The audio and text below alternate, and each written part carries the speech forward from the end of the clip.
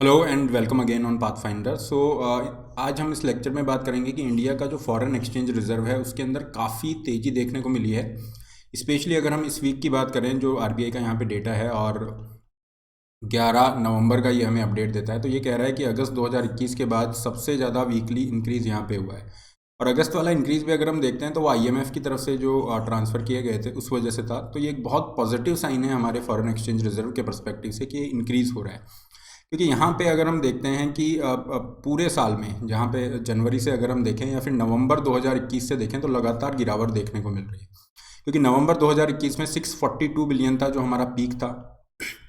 उसके बाद से लगातार हमें गिरावट देखने को मिल रही है और ये एट प्रेजेंट अगर आप देखेंगे तो 545 के अराउंड यहाँ पे जो लेटेस्ट डेटा है यहाँ पे आ गया है। तो काफ़ी ज़्यादा ये गिरावट है, लगभग $100 बिलियन की गिरावट है। काफ़ी सारे रीज़न रहे इस बीच में, रशिया यूक्रेन क्राइसिस रहा, यूएसए में जो इन्फ्लेशन बढ़ी उसकी वजह से उन्होंने इंटरेस्ट रेट बढ़ाई और काफ़ी सारे फॉरेन जो फ्लोज थे, जो इन्वेस्टमेंट फ्लो थे, वो बाहर की तरफ जाना स्टार्ट हुए, डॉलर भी मजबूत हुआ।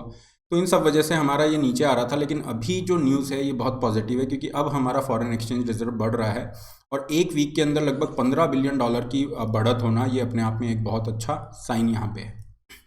पूरे इशू को डिटेल में हम देखेंगे और किस तरीके से ये एट प्रेजेंट अगर हम देखें, इंडिया का जो फॉरेक्स है वो लगभग 545 बिलियन डॉलर पे है। अगर इसको कंपैरिजन हम देखें तो वर्ल्ड के अंदर 5th नंबर पे हम हैं और फर्स्ट पे चाइना है $3 ट्रिलियन के साथ में, फिर जापान है around 1.2 trillion, Switzerland is there 892। You don't need to mug up these facts, बस ये ध्यान रखिए कि हाँ, ये ऊपर नीचे जाता रहता है। इंडिया पहले 4th नंबर पे भी आ गया था, रशिया से आगे निकल गया था।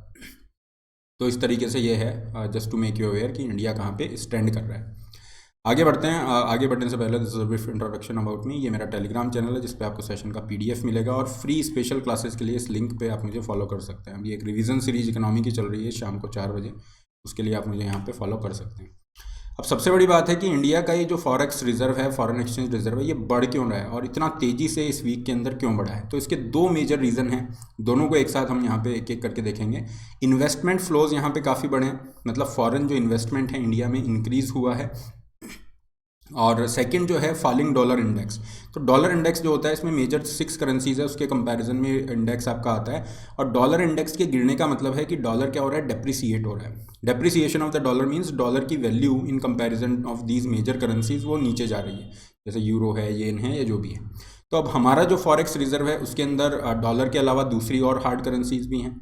हार्ड करेंसी का मतलब है कि ऐसी करेंसीज जिनको कि इंटरनेशनल ट्रेड में एक्सेप्टेबल है, जिनकी कन्वर्टिबिलिटी बहुत अच्छी है, जैसे यूरो हो गया, पाउंड हो गया, येन हो गया, ये सब। तो हमारा जो ये डेप्रिसिएशन हमें देखने को मिला है डॉलर का, इसकी वजह से क्या हुआ है, रिवैल्यूएशन हुआ है करेंसीज का अदर देन यूएस डॉलर, जिसकी वजह से थोड़ा सा ये इंक्रीज़ हुआ है। फिर जो गोल्ड है, यहाँ पे गोल्ड का भी अप्रिशिएशन हमें देखने को मिला है। गोल्ड हैड अप्रिशिएटेड अराउंड 5%, तो उसकी वैल्यू में इंक्रीज़ देखने को मिला है। तो ओवरऑल अगर हम देखें, पाउंड, यूरो, येन, ये सब अप्रिशिएट हुए हैं, मतलब डॉलर के मुकाबले मजबूत हुए हैं। और यहाँ पे गोल्ड जो है ये भी ऊपर जा रहा है। तो इस वजह से रिवैल्यूएशन जो हुआ है हमारे फॉरेक्स रिजर्व का, उसमें लगभग $9 बिलियन का लगभग वो इंक्रीज़ देखने को मिल रहा है। तो ये एक तो रीज़न ये हो गया।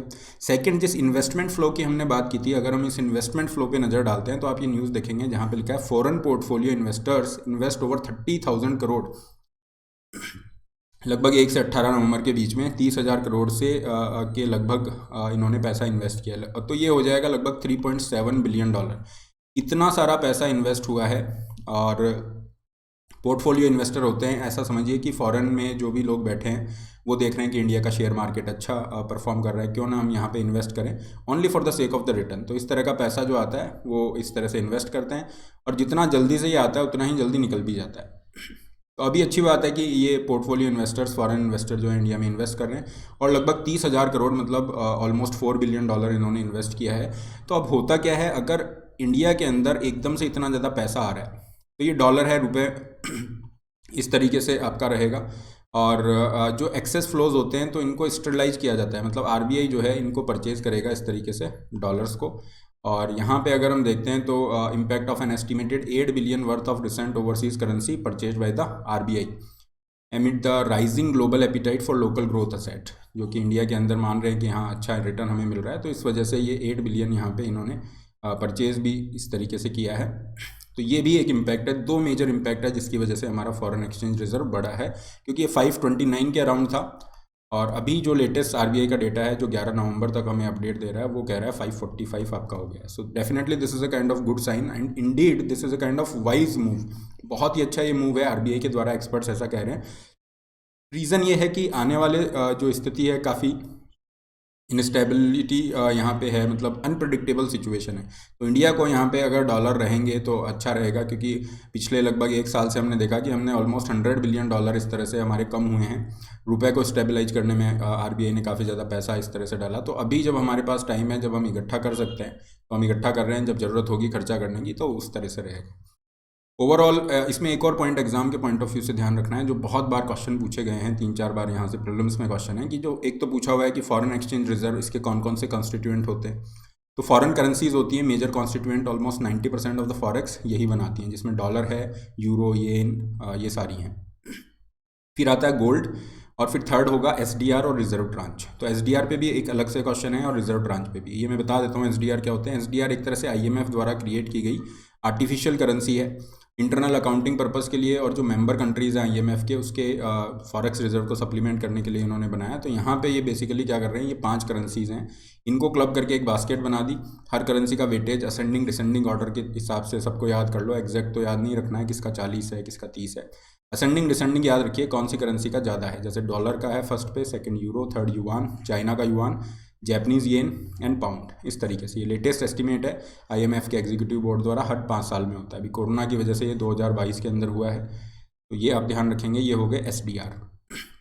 फिर जो फोर्थ कॉन्स्टिट्यूएंट था, हमने यहाँ पे फॉरेन एक्सचेंज रिजर्व की बात की थी, ये रिजर्व ट्रांच। रिजर्व ट्रांच क्या होता है, देखिए आईएमएफ में जितने भी मेंबर कंट्रीज़ है सबका कोटा फिक्स होता है, उनको इतना कंट्रीब्यूट करना होता है आईएमएफ के लिए। तो मान लीजिए यूएसए का जो है 15-16% है ना, इंडिया का जो भी 3% है, वट एवर इट इज़। तो जो भी मेंबर कंट्री है उसके कोटा का एक पर्टिकुलर परसेंटेज, लेट अस से 25%, वो कंट्री क्या कर सकता है, बिना किसी कंडीशन के, बिना किसी फीस के उधार के रूप में ले सकता है। तो रिजर्व ट्रांच क्या हो गया, आईएमएफ द्वारा प्रोवाइड की गई एक तरह की क्रेडिट फैसिलिटी है ना, क्रेडिट ट्रांच भी इसको कहते हैं। कई जगह पे रिजर्व गोल्ड ट्रांच भी आएगा, क्योंकि पहले गोल्ड के रूप में कंपलसरी होता था। तो इस तरह से ये आपका रिजर्व ट्रांच होता है। चारों याद रखिएगा, क्वेश्चन इन पे पूछे हुए हैं। तो this is all regarding this lecture here. PDF session का यहाँ पे आपको प्राप्त हो जाएगा, टेलीग्राम पे नाम डाल के सर्च कर लीजिएगा। इसके अलावा अनअकैडमी के ऊपर 24 नवंबर से 2024 वाले जो बच्चे हैं उनके लिए बैचेज स्टार्ट हो रहे हैं, जो कि बाइलिंगुअल और इंग्लिश बैचेज रहेंगे। इसके लिए जो ऑफर्स आपके चल रहे हैं वो भी यहाँ मेंशन है। You can use the code RBLIVE to get the discounts here. Aarambh batch आपका बाइलिंगुअल में है, 24 नवंबर से रहेगा। इसके अलावा केवल इंग्लिश मीडियम वाला बैच भी 24 नवंबर से आपका है। 0% EMI ऑप्शन आपको मिलते हैं। कल संडे सुबह 11 बजे आपका फ्री स्कॉलरशिप टेस्ट है, यहाँ पार्टिसिपेट आप कर सकते हैं। अनअकैडमी एप्लीकेशन पे गेमीफाइड बैटल्स खेल सकते हैं कॉम्पीट के माध्यम से, और इंटरव्यू गाइडेंस प्रोग्राम के लिए भी आप अप्लाई कर सकते हैं। Again link is there in description box. So all the best, have a great day, don't forget to like, share, subscribe.